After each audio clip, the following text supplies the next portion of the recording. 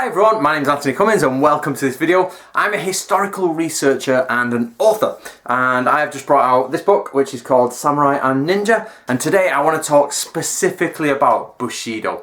Now we all know Bushido, the honourable way of the samurai, and this idea of this chivalric intellect, if you will, the chivalric code that runs throughout samurai history. Now you get two camps on this. You get those who are totally the samurai, the most honourable men you'll ever come across, they're amazing, and you get the other ones who say Bushido was not invented till the 1900s. Now the reason people say Bushido is not invented till the 1900s is because it was published in about 1900 by a Japanese gentleman in the English language to explain to the Americans, I think it was the Americans at the time, that just what the moral ethical code was in Japan without Christian religion. So that's where we get our idea of Bushido, from this 1900 book. So some people go so far as to say that was, it was absolute rubbish, this 1900 book, it wasn't what they believed, and other people are absolutely pro Bushido. Now what I want to say is, what I wanted to do is take neither of those and find out the actual truth, and I really wanted to say, well, actually, what is Bushido? Now I do know that the term Bushido does exist in medieval documents, or the idea of an honor code. Now sometimes it's down as Budo, or Mononofu no Michi and things like that, or Bu no Michi. There's different ways of saying it, but all of them connotate the idea of a chivalric ideal. But the problem is what is chivalry? We always get the problem here because we have a romantic idea of what chivalry is. Now the reason this has come up is because the other day I was on Skype with 10 of my readers, and we sometimes get together in different groups and have chats on Skype and we go through some things, and a gentleman called Trenton was talking about Bushido and honor, and that led to a discussion we had about Bushido and honor. So what I want to do is show you. So through all the research I've done, which is not, it's not whole and complete. I haven't done everything in Japan there is to do, nobody can do. But what I have done is I've found a trend appearing in Bushido, or in Japanese medieval literature. So through the translations we've done, and of course taking from non-direct examples, by that I mean where you can clearly see a samurai is embarrassed to do something, it's against the code, or if something is deemed as bad, it's against the code.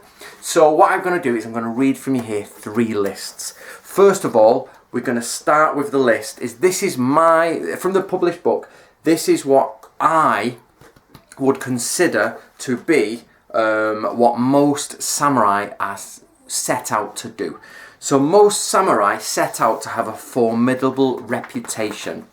They also set out to gain an escalation in pay. They want more money. They want a good reputation. They want more money. They want to be seen as morally correct by their peers. That means they don't want their peers to look down on them as like inferior morally or ethically, or martially, if you will. So that is where the key hang-up hangs. What is morally correct in ancient Japan is not what is morally correct today. Also, they strive to serve the Lord with services required. So whatever the Lord needs, he will serve.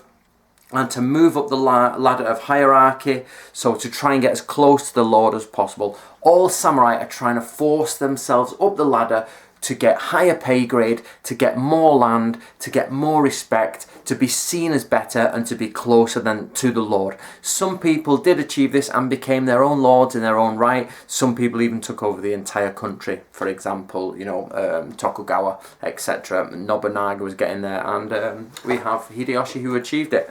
So you see, there was people just crawling up. But what does that mean? What is morally correct? So the next 2 lists I've got these are acts which I have found in the medieval literature with Yoshi and the team, which are considered dishonourable. This is what a samurai would deem as dishonourable. So claiming a head, so a decapitated head, that is not who it should be. You say this is Bob when it's actually Joe, because Bob's higher ranking. So if you lie about that, that's bad. Stealing a decapitated head. killing your own friend or your own ally to use their head to give you prestige in battle. So, or stealing by stealth, to creep into someone's house and steal something is seen as really, really bad. Or to steal from them, you know, from their possessions. So basically in stealth, stealing in stealth. Lying is seen as absolutely a no-no. Commanding an inexperienced or younger samurai to perform an act that will get them killed so his body can be used for cover, or it gives the person advantage. So manipulating someone so that they die so you gain benefit. That is seen as morally incorrect. To kill women, take their noses, and to claim it was a man killed in combat. That is a no-no. To die a dog's death by, i.e. a death that is not seen as correct, i.e. it was not beneficial for the Lord, it was not done as a result of the Lord requiring something and getting it through your death. It's a death that has no meaning. So not to die, but a death with no meaning. Giving aid to a man who's been targeted for vengeance. So if somebody has killed somebody's brother and their family target them for vengeance, if you help the initial person who made the problem, you're seen as, that's not good. It's not seen as beneficial. But you can help the opposition. If there's two people having a sword fight and one man is saying, you know, my name is, let's say Ben Morgan. My name is Ben Morgan and I've come to kill you, Gabriel Rosser, because you started a fight with us and you killed my grandfather, something like that. I could not help Gabriel. Gabriel's like, Anthony, help me kill Ben. I'd be like, I'm sorry, I can't. You're the man who initiated an attack on somebody's family. But then I could help Ben, and me and Ben could attack Gabriel, and that would not be seen as morally incorrect. Two people on one for a topic of family devotion is seen as correct. But if I join the other side, no good. Of course, the reverse is the same, whether it was Ben who started the trouble. It's the same thing. Banditry, murder, the killing of someone in a non-acceptable way, and robbery. So basically highway robbery, highway thievery, cutting people down at night in the dark for no reason other than just for fun. That's seen as, you know, a bad thing. And some forms of theatre entertainment. So attending entertaining theatre was seen as also as morally incorrect. So that leads us on to what is morally correct. So they're the things that are not correct. So it is okay, it is totally okay to lead people with deception into traps, i.e. physically danger traps. You can perform ambushes on a smaller group, so samurai can jump out of the bushes and kill someone lesser than them in warfare or in combat, because that's just okay, because you can do that. To kill from a distance, it is okay to shoot at someone with a musket, not a problem. It's not like the samurai don't look at guns and say, I dislike guns because they are ignoble. It's like, you cannot, that's not a problem. They can shoot them. It's more impressive to get hands in up close and kill someone than it is to kill them with a musket. But it doesn't mean that the musket kill is not impressive. It's still classed as an impressive, honourable kill. So this idea that samurai disdained the gun, I think is totally fake. In fact, the samurai, that if everybody who's like studied a bit of samurai history knows that the gun was accepted in Japan absolutely wholeheartedly. It was like, get that! Once they saw it was starting to work, there was more and more guns coming in. I think Japan at one point were the biggest gun maker in the medieval world, because they were just absolutely, get some guns. Of course you may have had individual samurai who can prove that, but as an overall ethic, we know that Japan accepted the gun. The samurai accepted the gun, not a problem. Of course then they banned the gun after peaceful times and everybody went back to the sword. So this idea of the samurai loves the sword, hates the gun, comes in the Edo period when they'd won the wars and the actual people in charge went, yes, we hate guns, put the guns away, because they knew full well how powerful guns were. So infiltration in stealth. The deeper a samurai infiltrates, the more prestige. You've got to be careful with this one. If you infiltrate to steal for your own benefit, it's not seen as good. If you infiltrate into enemy territory or enemy houses or anything, and you make an achievement by killing someone like a target, that's seen as good. You start to stray into the shinobi section here, which is another debate, but it is a point. Torture is no problem. You can torture people. Decapitating a man while he is alive by having him pinned down and sawing through his neck, not a problem. There is a little bit there where I know in Nato Ryui says you should give a coup de grace first if the opposite man is a samurai. So if you have a samurai of equal status, you should kill him. They don't often, oh mind you, I'm not 100% sure on this, but ransoming is not a big thing in Japan, but I haven't double checked that. But generally killing the head and taking the head gets you more land because you've killed the enemy and you've taken land and you get land in return. So the idea of like it's a human, they're alive and you saw their head off is not a problem in Japan. It's okay. Giving aid to a stranger to help kill someone who's been targeted for revenge. We spoke about that before, so it's positive to give aid in that situation before. Many can fight against one, not a problem. Ritual suicide, remember in the Christian world suicide is a cardinal sin, so you can't do it, whereas ritual suicide in Japan is seen as honourable, and it's a very honourable thing. Homosexuality has no negative connotations, so homosexuality was pretty much rife in Japan, not a problem. Paedophilia, sex with children, if you will. Now you have to be careful here with the word paedophilia because I think there's a bit of a divide.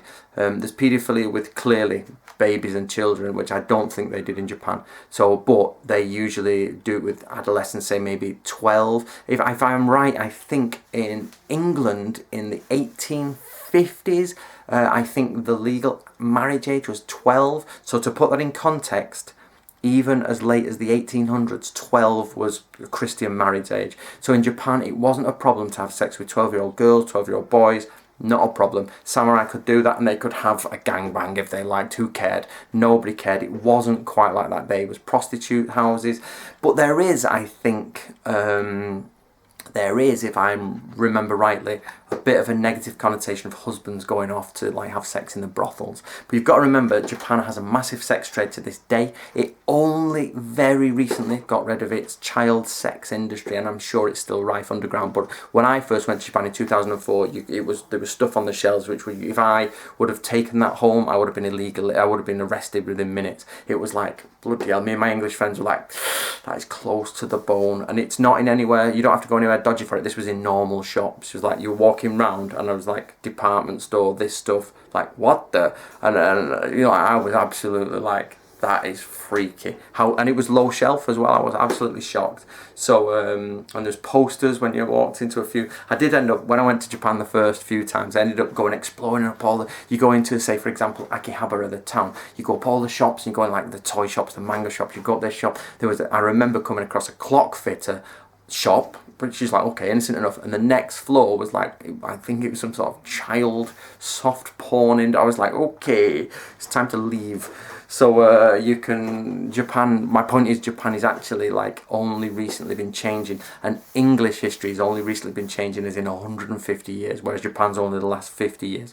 So my point being is we have a totally different moral stance nowadays. It would be absolutely unthinkable to even consider marrying a 14-year-old now in England. You know, just be, oh yeah, I'm marrying this 14-year-old. But over there, back in the days, back in knights times, back in samurais times, that was not a problem. So what do we take from this? Well, what we take is the fact that it's okay to murder other people as long as it's done for a cause to benefit your lord or to gain you prestige. It's totally okay for you to target another prestigious warrior who is on the enemy side. Go in there and kill him. For example, before a battle starts, now this is from Natoryu stuff, from before a battle starts, sometimes a high-ranking samurai retainer will just charge out on horseback into no man's land, come across the first enemy he can find, butcher him and charge back to the lines with a head like, "Argh!"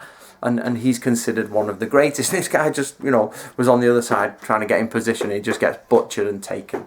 So please, this idea that, of course though, you've got to mix in Buddhism with this, like they didn't want to come back with karma and all that. So what you have to realise is that samurai ethics is much deeper than you imagine. There is an ethical code. They absolutely have an ethical code. But that ethical code is not the same as our ethical code, and there are different things that they seen as good and they did. So put your comments below. Does this affect your understanding of Bushido? Does this affect your idea of you know, how you think about the samurai? Let us know below and tell us what you think. The book, of course, is in 2015 July, so I'll put the link below. You can go and get that. Hopefully see you soon.